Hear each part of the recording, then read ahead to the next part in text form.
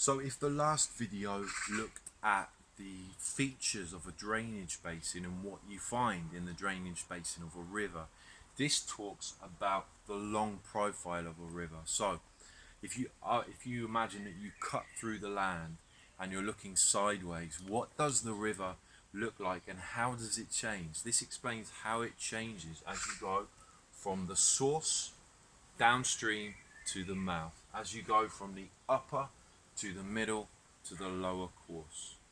So what we need to do is pause the video and get your page. You need about half a page. You need to get it to look something like this. You might want to turn your page landscape if that helps. Once you've got your page looking like this, we're going to go through it step by step.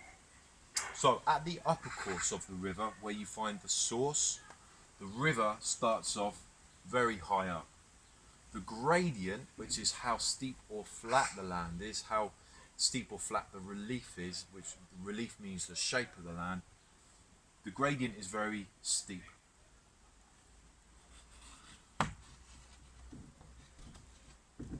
As you go further downstream, the gradient starts to become more gentle.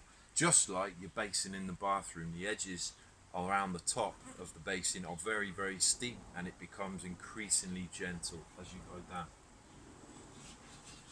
So it now starts to flatten out a bit.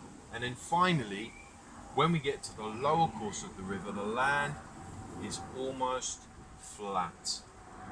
Okay, so we start off steep, the gradient becomes gentle, and then once you're in the lower course of the river, it's almost flat. The next thing we're going to do is talk about the river channel.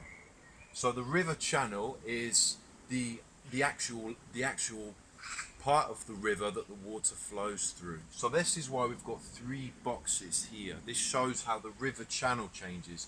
Now here's where it gets a bit different. Rather than looking side on, I now want you to imagine that you're standing in the river with the water coming towards you. So in our first box, this is what it looks like in the upper course. That's it.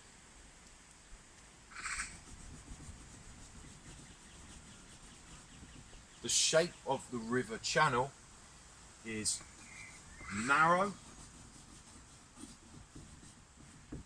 and shallow.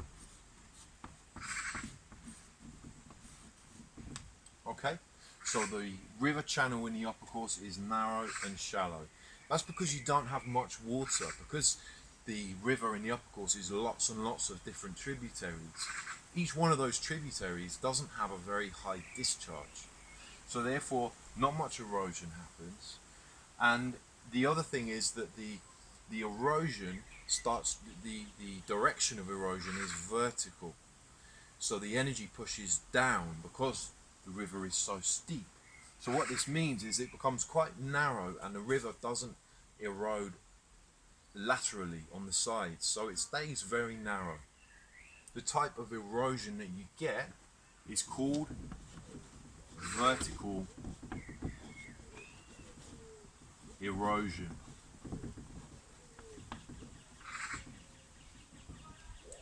I'll recap that in a moment. Next up, we come to the middle course of the river.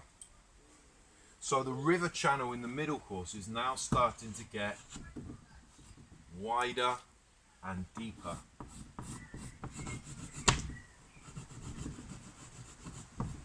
Okay, so it is wider and deeper. Put this in up here if you like. Wider and deeper.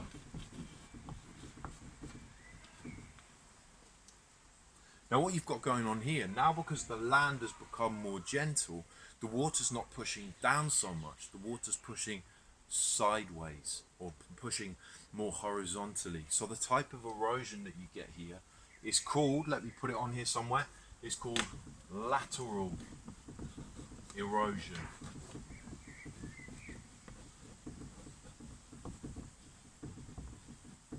So this is lateral erosion making the river wider. Okay?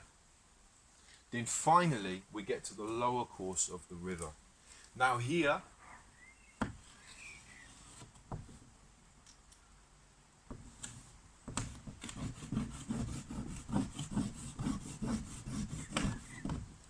as you can see, the river is now at its widest and deepest.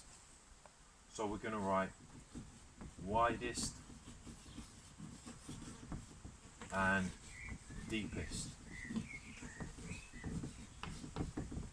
Now what you find as the river gets to the mouth where it meets the sea, the energy of the water starts to fall. So what you find happening, instead of erosion, vertical or lateral erosion, you find that we have much more deposition, which is where sediment and bits of silt that have been carried by the river, they get dropped off. So there it is. So what we've got, let's do a quick recap. This shows how a river changes from the upper to the middle to the lower course as you go from the source downstream to the mouth. In the upper course, the land is steep, the gradient is steep. Because of this, we have vertical erosion, which means that the river channel is actually narrow and shallow. As we get to the middle course, we find we have lateral erosion because the gradient is more gentle. This means that the river gets wider and deeper. Then finally, in the lower course, the river is at its deepest and widest, and the gradient is more or less flat. As a result of this, we have deposition happening.